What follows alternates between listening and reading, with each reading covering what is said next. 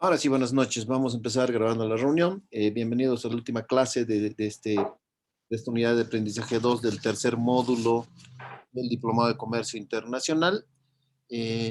Vamos a abordar lo que es la logística internacional desde el punto de vista de la distribución física internacional, donde vamos a conectar o concatenar muchos de los conceptos que hemos ido repasando a lo largo a lo largo de este módulo y en los anteriores módulos, lo cual nos va a permitir enlazar todo el concepto de lo que es transporte y logística internacional. Voy a compartir mi pantalla para empezar con la presentación. Entonces, vamos a partir de lo que es la distribución física internacional. Es un proceso logístico que se desarrolla en torno a situar un producto en el mercado internacional cumpliendo los términos negociados entre el comprador y el vendedor. Vale decir, cuando habíamos partido de un inicio, habíamos empezado con que el generador del Licenciado, disculpe, no hay pantalla, no, no se ve nada. dame un segundito, vamos a arreglar esto. Eh, Ahora sí. Muy bien. Volvemos. ¿Ahora sí están viendo la pantalla? Sí, licenciado, ahora sí se ve, gracias. Muchas gracias, perdón. Volvemos. Entonces, la distribución física internacional, volvemos, es que es un proceso logístico que se desarrolla en torno a situar un producto en el mercado internacional, cumpliendo con los términos negociados en el principio, en el contrato o en el hecho generador que habíamos visto inicialmente, que es el contrato de compraventa internacional entre comprador, importador, vendedor, exportador. Entonces, en sí, una relación sucinta o un término o un concepto muy corto en resumen, ¿qué es la distribución física internacional? Es llevar el producto desde el centro de producción hasta el consumidor final.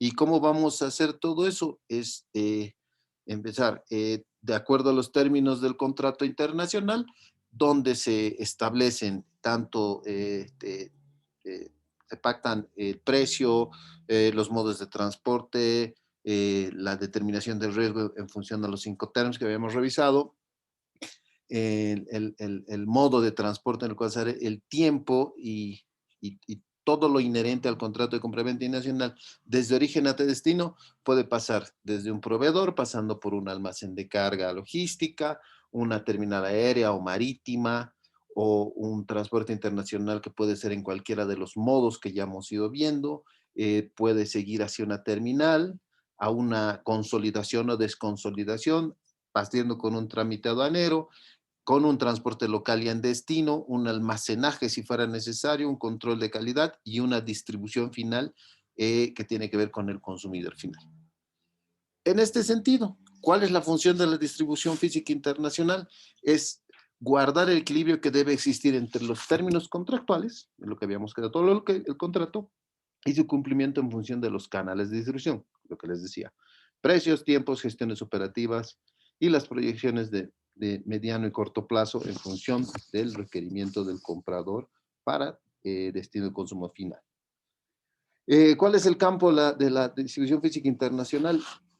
Eh, no solo se basa en el transporte, antes del transporte hay que realizar todas las opciones sobre la forma del transporte, sobre la tecnología, sobre el itinerario, sobre todo el diseño logístico desde el embalaje que hemos visto, desde el empaque, embalaje, acondicionamiento, almacenamiento y toda la cadena logística en la cual estamos inmersos. El objetivo de la distribución física es sobre todo tener una importancia de tiempo y lugar. Dependiendo del tipo de producto, la distribución física será más o menos compleja. Estos costos, esto implica costos y todos los costos van a variar dependiendo de qué tipo de producto es el que estamos llevando, qué tipo de riesgo es el que vamos a asumir, hasta dónde alcance el riesgo. Y esto está en función de los términos o de los incoterms que acordemos al tiempo de realizar nuestra transacción internacional. No es lo mismo distribuir físicamente productos perecederos que no perecederos, líquidos, sólidos, inflamables, gaseosos, pequeños, grandes, frágiles, que sean alimentos, que sean incluso sustancias peligrosas. Y toda esa cadena está inmersa dentro de la distribución física internacional porque es toda la cadena que usamos para plasmar toda la logística que establecemos al momento de tener un contrato de compra-venta internacional. Voy a dejarles el video por un poquito. Si está funcionando, no está funcionando. Bueno, no está funcionando el video, así que nos vamos al siguiente. ¿Cuál es la importancia? La distribución física ha dado origen a una nueva disciplina en la cual se ha aplicado en el nombre, o sea, la logística de distribución física, conocida como logística. La filosofía es poner un producto en el lugar requerido, una vez más, el momento exacto en el que necesite, a un costo razonable. Como les digo, es establecer toda la logística pensada y plasmarla dentro de toda la cadena de suministro global, utilizando desde los empaques hasta la llegada a un destino final, desde el empaque del vendedor hasta el destino final del comprador.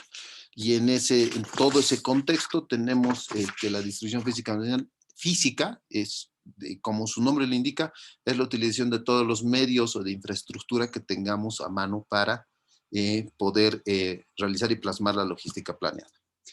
Dentro del entorno, ¿cuáles son los actores que intervienen dentro de todo esto? O sea, desde el exportador, que es el que presenta su producto con el tipo de empaque, con el tipo de embalaje acordado, el operador logístico que le marca y le planifica toda la cadena de entrega, los tiempos y los costos de entrega, los agentes de aduana que son los encargados de hacer la verificación normativa y legal de toda la mercancía que está estableciendo esto en pasos de frontera o recintos aduaneros especializados, el puerto de origen donde se origina, donde se debe verificar tanto normativamente como operativamente el de la carga, el transporte internacional utilizado, ya sea en cualquier tipo de modo de transporte o cualquier tipo de carga el cual se está haciendo, el puerto de destino donde también se deben establecer características físicas de almacenaje, de consolidación, desconsolidación de carga,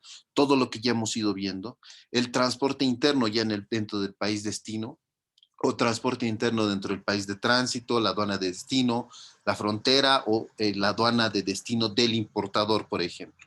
En toda esa cadena, por ejemplo, debemos tener una clara figura de que el exportador tiene que estar con el concepto desde la preparación del embalaje y el marcado de toda la mercancía, la unitarización que tiene que ver la paletización o la inclusión dentro de un contenedor del tipo de carga o el manipuleo de la carga, ya sea esta a granel, líquida o en algún transporte especializado que más adelante vamos a ver en detalle cómo se maneja esto, el almacenamiento en función de la utilización de depósitos donde se acumula mercancías. Esto tiene que ver, por ejemplo, tiene es muy común, por ejemplo, en el tema de graneles o de minerales, cuando se exportan o se exportan cuando hay cupos de exportación o grandes volúmenes de exportación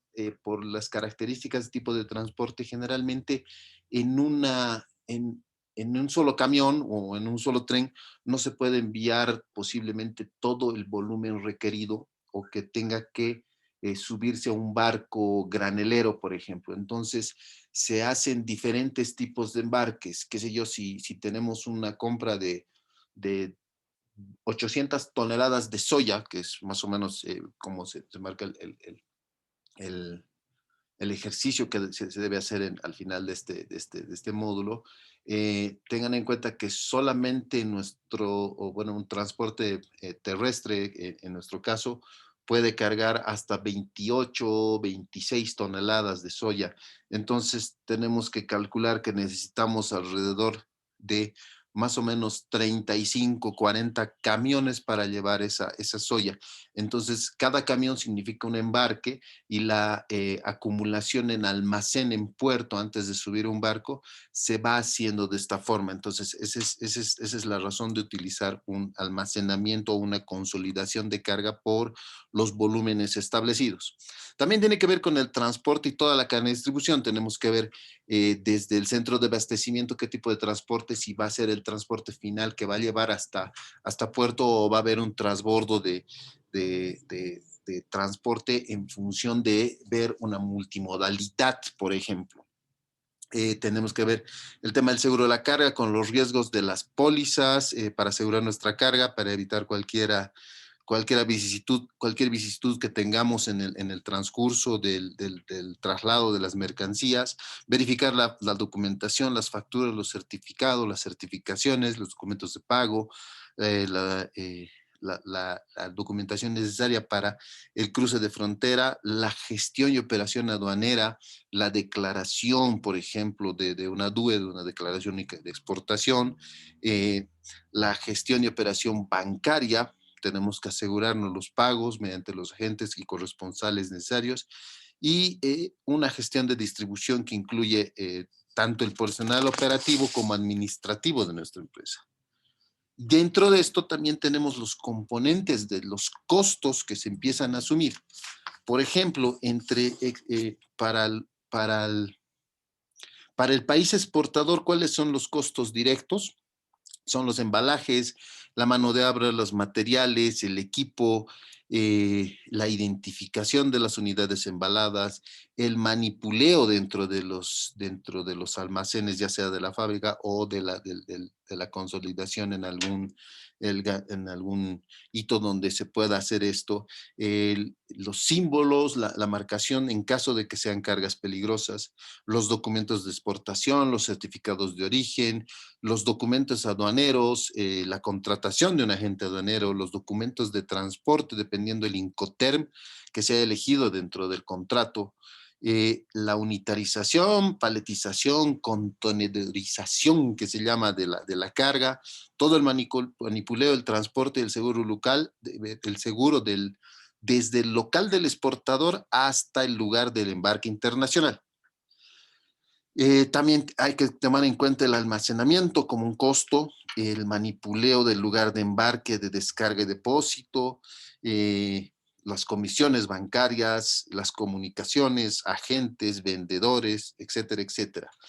Y tenemos costos indirectos que tienen que ver con los costos administrativos de recolección de información, salarios, comunicaciones, publicidades, el tiempo ocioso, del tiempo requerido de la línea de producción hasta el cargado del producto final, todo el tiempo transcurrido entre el embarque desde fábrica hasta el lugar de embarque internacional. Y dentro del transporte internacional, ya cuando nosotros entregamos a un operador de transporte internacional, los costos en los que incurre el transporte internacional también tienen que estar inmersos, por ejemplo, el manipuleo, el transporte, el seguro del vehículo. Cada vehículo para transitar por otros países tiene que contar con un seguro internacional, tiene que establecer un almacenamiento, un depósito fiscal, o en el caso de ser una zona franca, los agentes, los servicios de tramitación y también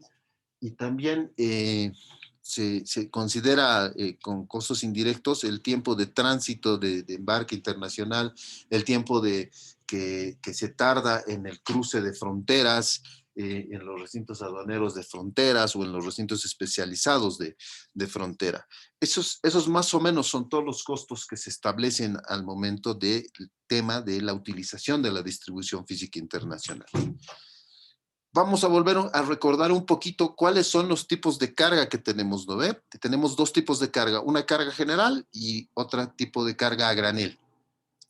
Dentro de estas hay varios tipos de cargas por naturaleza, pero ahorita vamos a ir viendo que dentro de la carga general hay no unitarizada, que tiene que ver con carga suelta, que pueden ser sacos, costales, cajas sueltas, que son paquetes de mínima cuantía, o la unitarizada, que tiene que ser la paletizada, que ahí es una carga más estándar, que tiene que superar, si recordamos bien, arriba de las 9 cajas o arriba de los 20 kilos, o donde se necesite un medio mecánico para moverla. O una carga contenedorizada, que ya tenga que ser en un contenedor de 20 o de 40, tendiendo a ser consolidadas dependiendo de la cantidad de carga que se maneje. Y también tenemos la carga a granel, que puede ser líquida o sólida. Líquida, hidrocarburos, GNL, diésel, etcétera, etcétera, incluso agua, y lo que está de moda este último tiempo, que es el oxígeno líquido, que es lo que se está trayendo mucho a Bolivia, y la carga sólida o seca, que tiene que ver con granos, cereales, minerales, y todas estas cargas pueden ser movidas por superficie por medios ferroviarios, carreteros o acuáticos. Eh, la, eh, el tema de mover en transporte aéreo, el transporte aéreo es un poco limitado. Vamos a ir viendo por qué, cuáles son las ventajas y desventajas del transporte aéreo. Entonces, vamos a ir revisando también qué es el transporte internacional. Es el transporte principal, que es el que se encarga de transitar o de cruzar fronteras o de llevar nuestros productos del país de origen al país destino. Es básicamente la columna vertebral de la, de la distribución física internacional. Dependiendo de los Incoterms, define ruta, embarque, tiempos de entregas al comprador, incluso al cruzar un recinto frontera de aduana se les da tiempo y plazo para circular por el país por donde tienen que estar entregando la mercancía. Y hay muchas alternativas o tenemos pautas generales para elegir el modo de transporte al cual estamos escogiendo para transportar nuestras mercancías. Va a depender mucho de las tarifas, de las distancias, del tiempo de tránsito. El tiempo de tránsito y la distancia son importantes porque dependiendo del tipo de carga, tenemos que ver cuál es el tipo de transporte que nos conviene más, el valor de la mercancía, su seguro, el empaque, embalaje, el, los costos, los tiempos de carguío, descarguío, de manipulación, de estibaje, desestibaje, que son términos que se manejan rutinariamente en el comercio exterior. También hay que ver si son cargas sobredimensionadas, si son cargas especiales, eso va a determinar mucho el tipo de transporte que tengamos que elegir. Por ejemplo, el transporte aéreo tiene ciertas características, ¿no? Solo va de aeropuerto a aeropuerto, en este sentido, fuera de lo costoso que es un transporte aéreo, tenemos que también establecer costos de traslados internos. En ningún caso tenemos un aeropuerto al lado de la fábrica, son muy pocas fábricas que tienen muy cerca del aeropuerto, pero de todos modos se tiene que establecer el tema de la carga suelta, el traslado de la carga suelta hacia un aeropuerto. Tienen ciertas dimensiones, como ven, hay contenedores dependiendo del tipo de avión que se maneja. Hay pocos aviones cargueros que hacen tránsitos muy segregados. En el caso de Bolivia, por ejemplo, nosotros tenemos un avión carguero que hace el que solo accede a aeropuertos de La Paz, Cochabamba y Santa Cruz y lleva carga hacia Miami y Panamá o de ida y vuelta.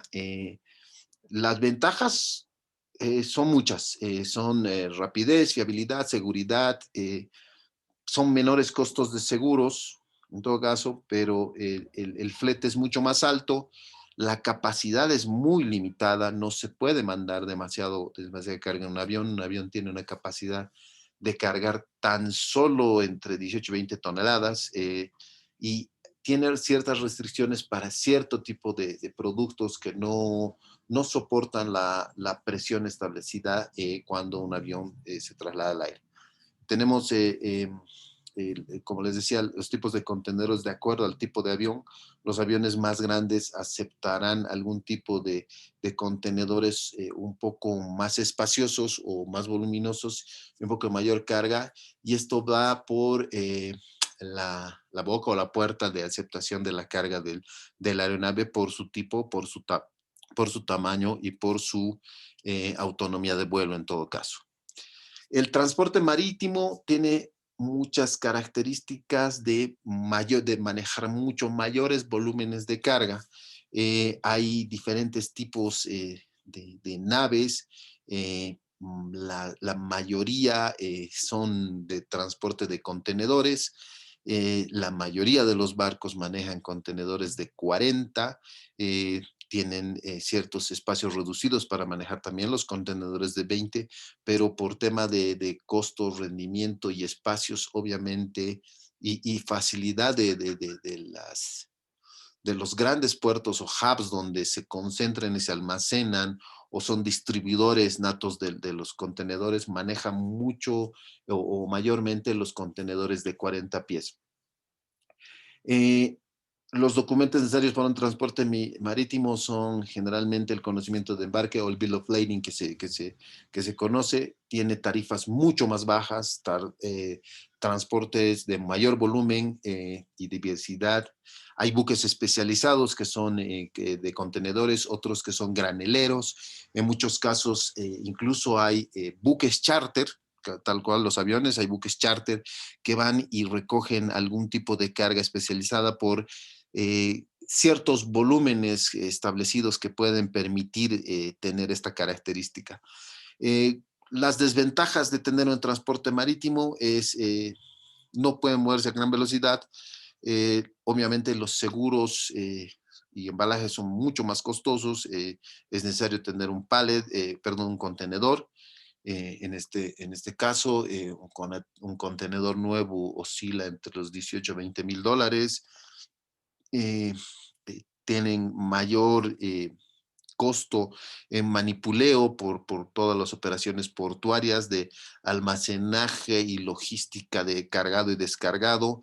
Eh, Se dice que tienen altos riesgos de saqueo, todavía está el tema del deterioro rápido de los contenedores que están hechos de acero y tienen frecuencias más espaciadas. Un barco, un buque que pueda venir de la China o de Europa, generalmente para llegar a un puerto marítimo del Pacífico, tiende a tardar más o menos entre 30 a 60 días, dependiendo del lugar que venga. Generalmente los grandes buques que manejan contenedores tienen itinerarios en grandes puertos hub a lo largo del borde continental de varios de Europa, de África, de Asia. Más o menos quisiera hacerles una relación de un camión Coca-Colero que tiene que ir parando en cada almacén haciendo cambio de contenedores. Entonces, más o menos de la misma manera se manejan los itinerarios de los eh, grandes buques. Eh, el transporte terrestre por carretera tiene mucha mayor versatilidad y diferenciación de diferentes tipos de transporte porque se aplica para todas las vías carreteras. Hay carreteras, como veíamos, que tienen ciertos límites de carga o ciertos límites de peso por metro cuadrado por el tipo de diseño de la misma carretera. Estos se contratan de puerta a puerta, se transporta tanto en contenedores, en carga suelta, en carga a granel, incluso de ganado en pie. No tienen restricciones para productos peligrosos, solamente la señalización. Dependiendo de la distancia pueden ser más o menos costosos, dependiendo de la temporalidad. En el caso de Bolivia también pueden ser mucho más o menos costosos. Generalmente se utilizan con una carta aporte internacional, un documento de manifiesto de carga internacional con el cual pueden cruzar fronteras.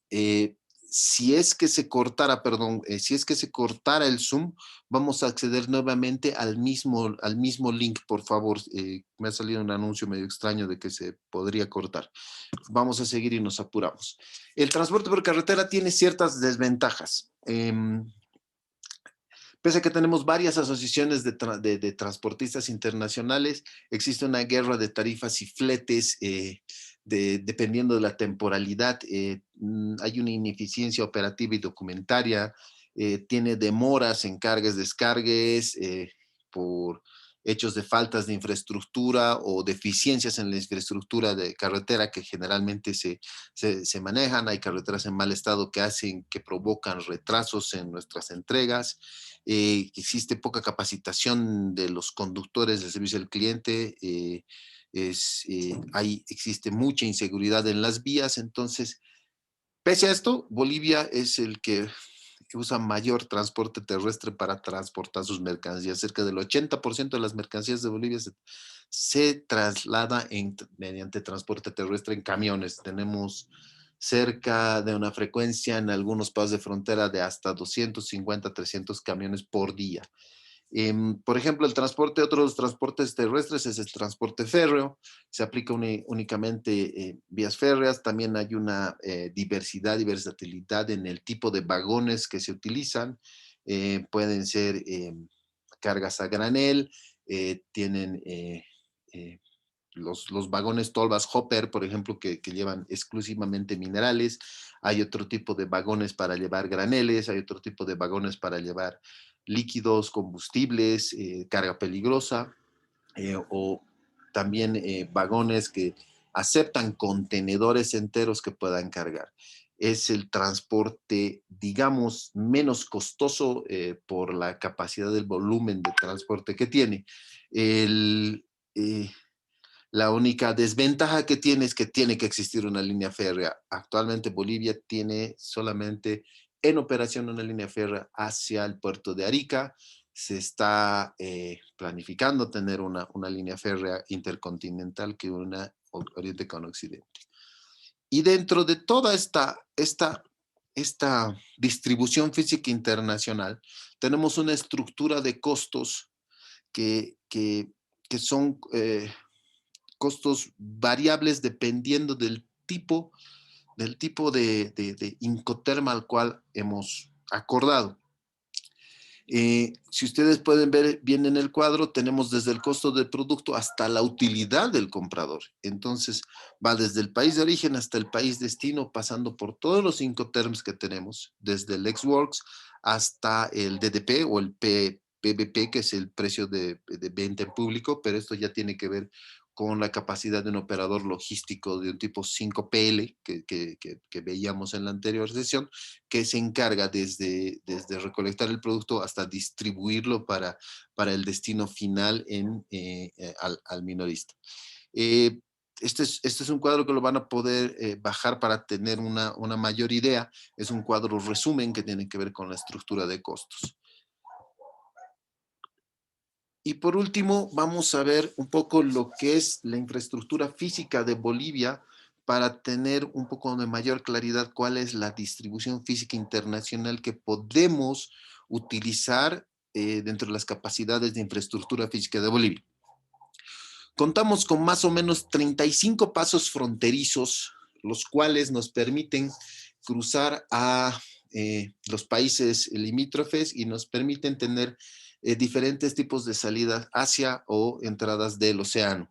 En algún caso, o siendo si fuera así un destino final, un país vecino, también tenemos este registro de pasos fronterizos. Los más importantes, el de Desaguadero, que es el que más camiones tiene en su paso día a día, el de Tambo Quemado Chungará, que es la conexión directa hacia el puerto de Arica, el de Pisiga Colchane, que es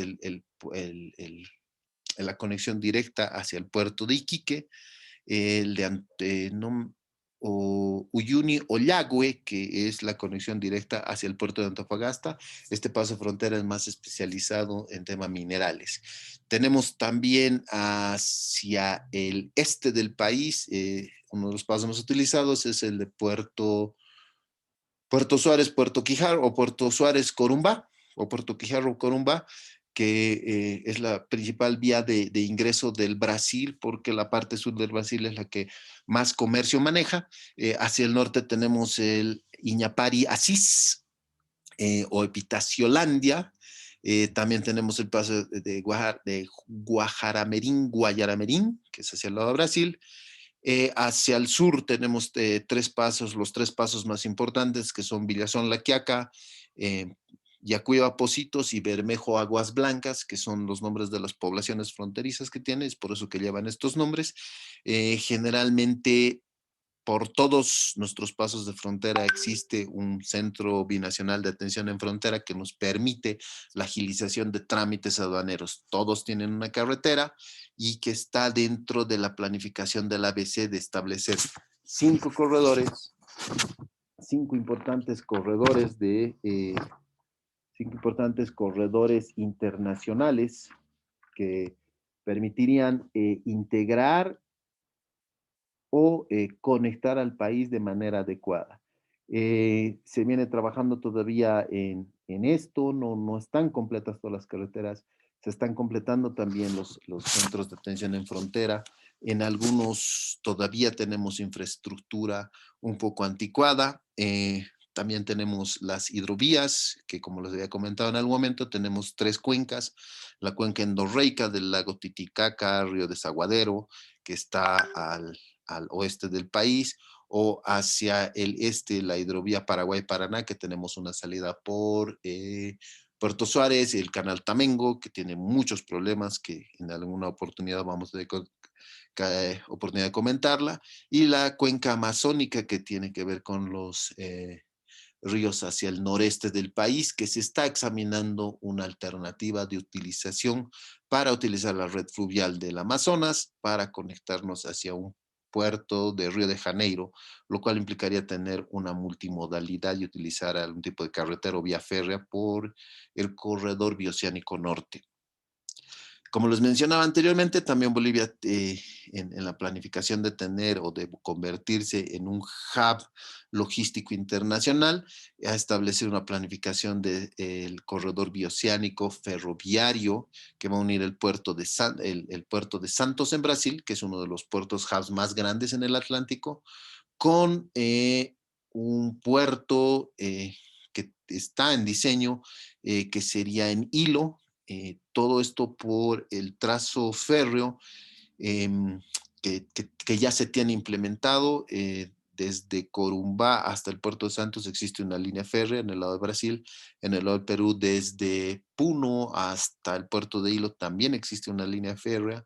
Lo único que queda conectar es nuestra red occidental, que comprende la Paso Oruro Potosí hacia el tren o hacia la línea férrea de Puno y conectar nuestra red occidental con nuestra red oriental, porque nuestra red oriental comprende un tren desde Santa Cruz hasta Puerto Suárez, y entonces la conexión sería entre entre La Paz y Santa Cruz, vale decir, de la línea férrea. En algún caso, algún tramo es readecuación.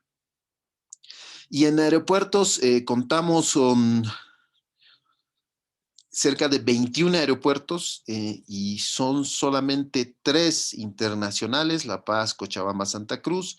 Hay aeropuertos que tienen algún tipo de capacidad de albergar algún tipo de avión un poco más grande, que no sean unas avionetas o pequeños aviones como los 337, por ejemplo, Uni, y también hay la planificación de establecer un hub internacional de carga y pasajeros, establecer a Viru como un hub internacional de carga y pasajeros.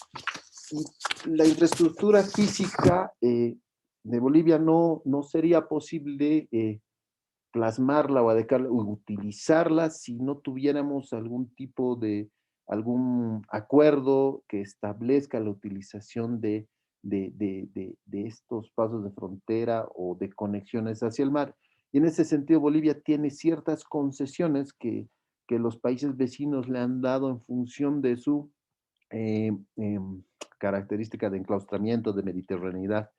Empezando del principal que considero esto, que es el Tratado de 1904, por el cual el Tratado de Paz da fin a la Guerra del Pacífico, nos priva de tener acceso al mar, pero en retribución dispone que Bolivia tendría derecho a constituir agencias aduaneras en los puertos a lo largo del Pacífico.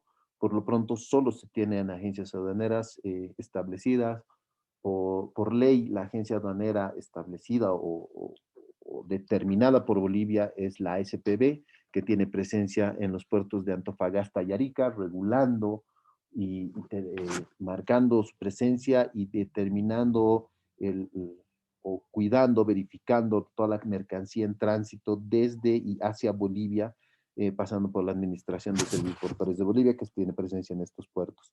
En el futuro se debería tener también presencia en el puerto de Iquique, por donde también se tiene un importante flujo de carga, pero bueno, esto también tiene óbices y contratiempos. La privatización de parte del gobierno chileno de estos puertos ha puesto muchas trabas y muchos conflictos para la carga boliviana, porque al ser un ente privado está al ser el objetivo principal de un ente privado lucrar, eh, ha tenido bastantes problemas con los empleados y ha perjudicado de sobremanera a Bolivia, sobre todo entre el 2016 y 2018, donde se han presentado cerca de 45 huelgas de trabajadores de los puertos, lo que ha perjudicado el tránsito normal del flujo de comercio de Bolivia. Con Perú también se tiene un convenio de libre tránsito que se ha suscrito el 48, que tiene como objetivo dar facilidades a Bolivia para la utilización del puerto de Hilo. Eh, Hilo es una ciudad costera que cuenta con 7 terminales portuarias. 6 corresponden a entes privados y la séptima, la terminal de Hilo, pues nombre, es la única terminal de propiedad de un estado a lo largo del Pacífico. El resto de puertos, portezuelos, son de propiedad de entes privados, quienes están fijados en lucrar a través de los servicios portuarios. Eh, a través de este convenio, Perú nos da las facilidades de utilizar hilo, pero también tienen eh, ciertos problemas por la capacidad de carga, por las dificultades técnicas que presenta este puerto, por no tener un rompeolas, lo cual impide tener una utilización completa de toda la infraestructura portuaria. Eh, una, una vez que se solucionen estos aspectos en los cuales se viene trabajando, y lo va a ser una de las alternativas principales para el transporte de la carga y desviar cargas de lo atestado que están en los puertos de Arica de la carga boliviana para desviar hacia Hilo y tener nuestra propia logística con la presencia de la SPB también en ese puerto. También hacia el lado del Atlántico, Bolivia tiene concesiones. Uruguay ha concedido en un puerto que se llama Nueva Palmira, que es un puerto dentro de la hidrovía Paraguay-Paraná, pero que tiene acceso directo hacia el Océano Atlántico, donde tenemos un depósito franco, el cual puede ser utilizado por Bolivia con un metraje móvil. Esto significa que podemos utilizar de acuerdo a demanda la utilización libre para almacenamiento dentro de este puerto Nueva Palmira. También existe un gran entendimiento para una concesión en un puerto que está en construcción, que es de aguas profundas, que ya es directamente en el Atlántico, está pegado al puerto Montevideo. En el puerto de Montevideo también tenemos algún tipo de concesión libre a simple solicitud de utilización. Teníamos también una concesión en Puerto Rosario, la cual ha sido devuelta a la Argentina porque, bueno, el puerto que ha sido concedido en el 69 dentro de la hidrovía ha sido siendo ocupado o ha estado dentro de la urbanización de la ciudad de Rosario. Entonces, lo que ha movido un poco la operación portuaria ha sido un sector más hacia el río abajo. Eh, Se está negociando actualmente tener otra concesión en La Plata, que es mucho más abajo, más cerca hacia el Océano Atlántico. También Paraguay nos ha cedido un depósito franco en Puerto Villeta, también dentro de la hidrovía. Paraguay es el que mejor aprovecha la hidrovía Paraguay-Paraná para manejar su flujo de carga. Tengan en cuenta que Paraguay también es un país mediterráneo enclaustrado. También hacia el lado de Brasil tenemos concesiones en Puerto Paranagua, que es un puerto que está muy cerca a Santos. No es un puerto hub de primera, pero es un puerto importante que maneja interesantes volúmenes de carga, que tiene capacidades interesantes que podría manejar mucha de nuestra carga, y es una alternativa también que tiene conexiones férreas y carreteras que se muestra como una gran opción para diversificar nuestra salida hacia el océano. Esto ya se maneja en función de la logística y de los costos del tipo de producto que queramos sacar. Si bien por tradición sacamos todo por Arica, por ahí sacar desde Santa Cruz por la hidrovía, con los nuevos proyectos de Puerto Bush, por ejemplo, que están más hacia la punta, hacia la hidrovía, que reducen en gran tiempo el transcurso o el traslado de que la salida actual que tenemos por Puerto Suárez, pero Puerto Buch, como está mucho más abajo, evita muchos obstáculos donde lleva cierto retraso el traslado de convoys dentro de la hidrovía. Y en este sentido también se ha estado trabajando, también se tiene proyectos de modernizar los controles fronterizos para hacer o establecer el trabajo conjunto entre las aduanas de los países vecinos con Bolivia para agilizar los trámites y disminuir los costos de traslado de nuestras mercancías.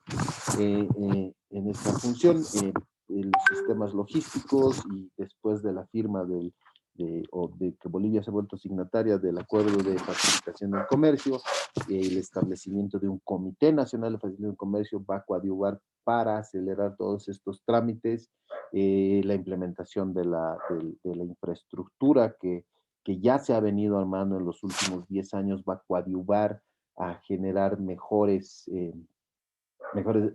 una mejor hermenéutica para el desarrollo de la distribución física internacional, de la logística y de la aplicación de este tema de facilitación del comercio. Se han logrado muchos avances en tema de infraestructura. Como ustedes bien saben, hay que mejorar la conectividad. Las carreteras pavimentadas agilizan mucho el tema de tránsito, de infraestructura física. Contamos con conexiones de carreteras. Hay en planificación la apertura de nuevos pasos fronterizos para mejorar el acceso desde y hacia el mar, hacia otros puertos, la diversificación de salidas, que va a ser muy importante para nuestro país y agilizar y mejorar nuestro comercio internacional. Creo que con eso yo daría por fin finalizada esta presentación, y estaría abierto a algún tipo de preguntas que tengan sobre el tema de distribución física internacional y sobre todo lo que compete a Bolivia. Creo que con toda esta información ustedes pueden tranquilamente, o si es que necesitaran algún tipo de información adicional, tener alguna duda al respecto para realizar su trabajo que tiene que ver con establecer una planificación logística para llevar soya desde Bolivia, de cualquier punto, hacia Kazajistán, por ejemplo. Pues la utilización de la multimodalidad, ya tenemos cierta idea de los costos de traslado, de transporte por el tipo de carga. Ya puede ser contenedorizada o simplemente a granel, o algún derivado de la soya que pueda ser transportado hacia ese país. Ya tienen todos los accesos, las vías de salida. Entonces me interesaría tener algún tipo de retroalimentación o de consultas de su parte para ver en qué más reforzar sobre logística y transporte internacional.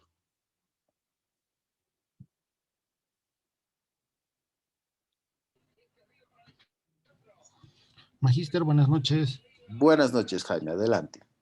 Magíster, buenas noches. Un favor, de acuerdo a lo que explicó hace un momento, lo que tenemos que hacer es hacer un trazo de la del tema del transporte de la soya desde Bolivia hasta Kazajistán, ¿no es cierto? Exactamente, Y el tema de toda la logística que tendríamos que utilizar y todo eso.